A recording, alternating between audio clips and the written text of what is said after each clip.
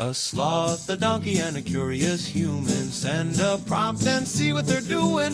One hits record with a question on his mind. Two brothers pick it up, see what they find. Corn takes his time, Herman's got the facts. Back and forth, they never hold back. My weird prompts, come on in, that's where we begin. My weird prompts, glad you're here.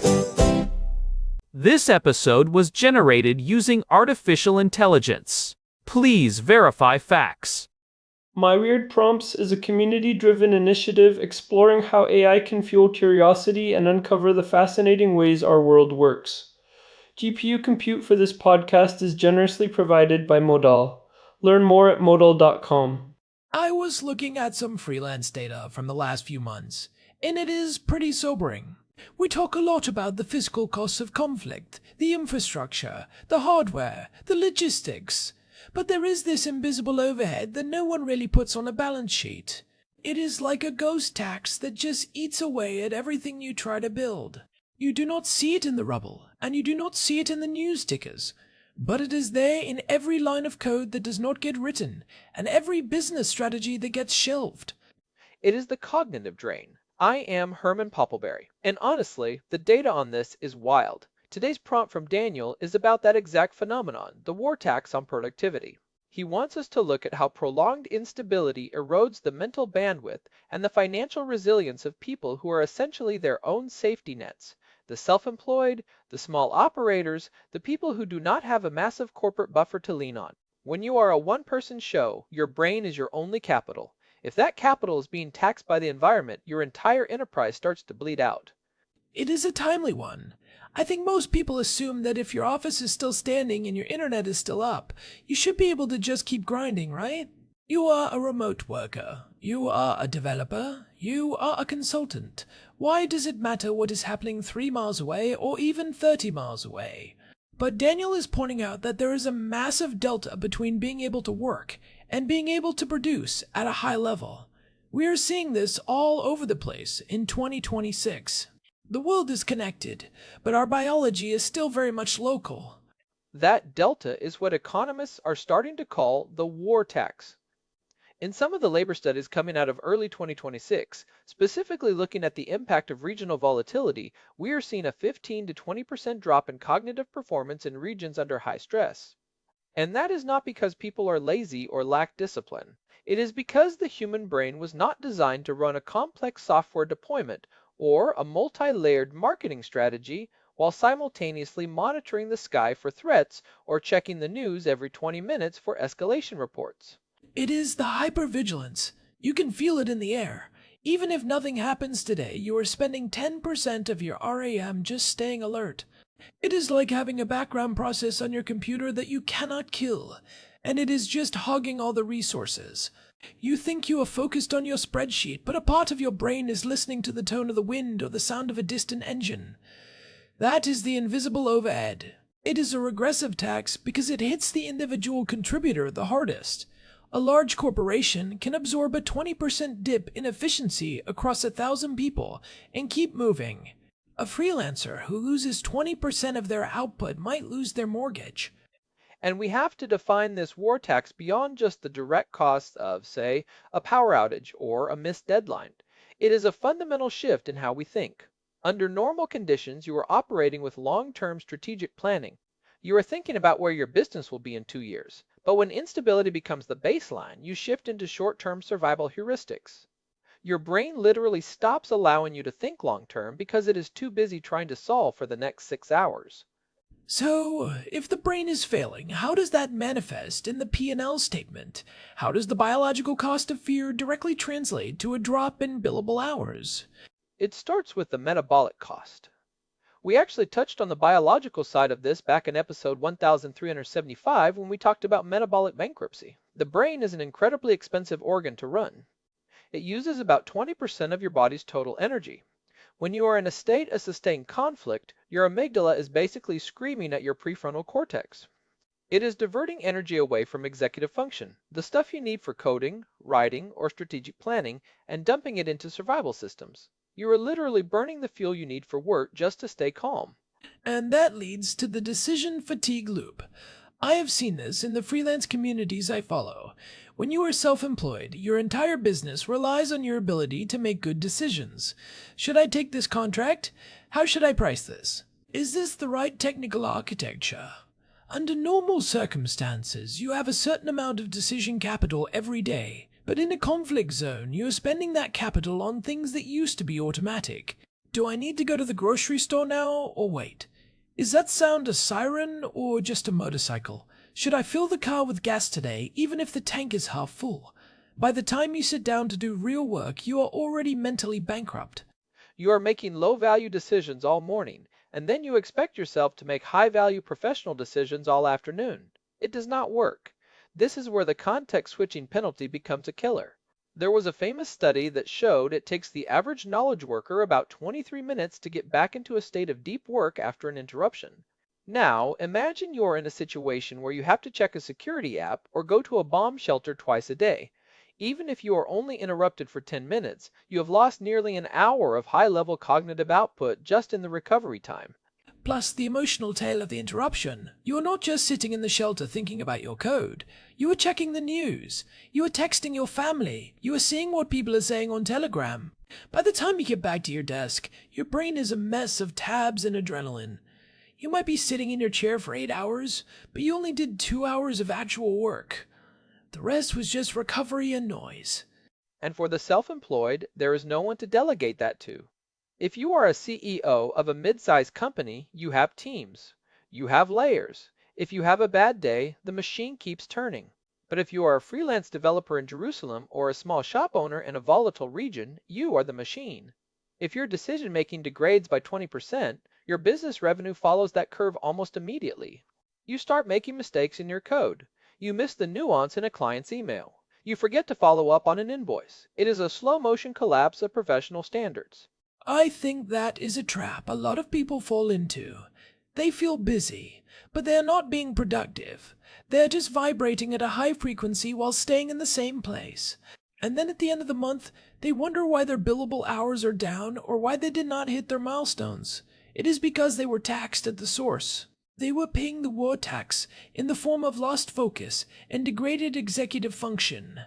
Let's move from the biological cost to the economic reality, because the second-order effects are just as brutal. There is this breakdown of supply chain trust that happens. If you are a freelancer in a conflict zone, your international clients might be sympathetic, but they are also risk-averse. They start thinking, can I really rely on this person if things escalate? Do I need a backup? That leads to what I call the risk premium. Either you have to lower your rates to compensate for the perceived instability of your geography, or you just lose the contract to someone in a more stable region. That is the brain drain aspect.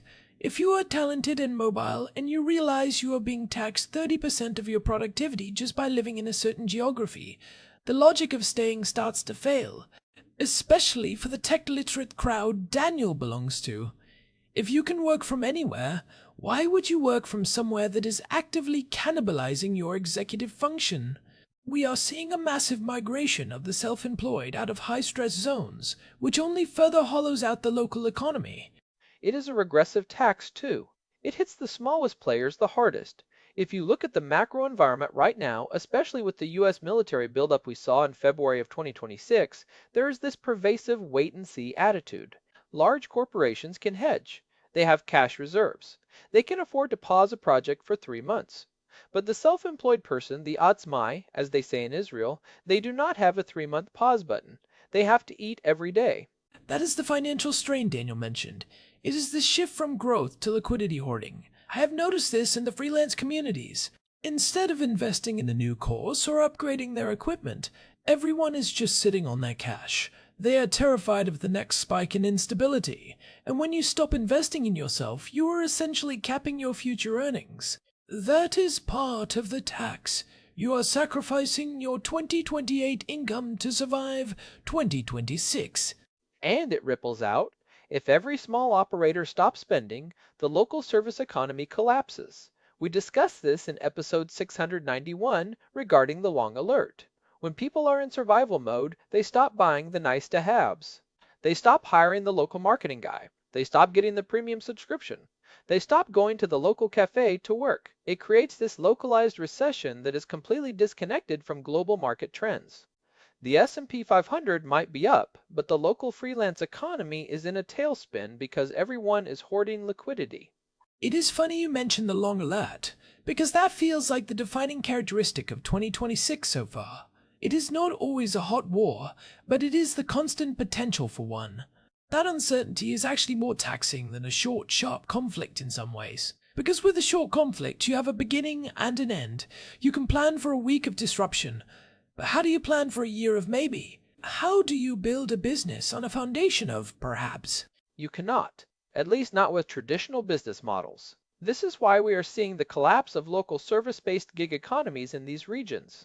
If you are a graphic designer who relies on local small businesses, and all those small businesses are hoarding cash because of the February buildup, you are out of a job. You are not a victim of a bomb, you are a victim of a shift in the collective psyche. It makes me think about the opportunity cost of safety.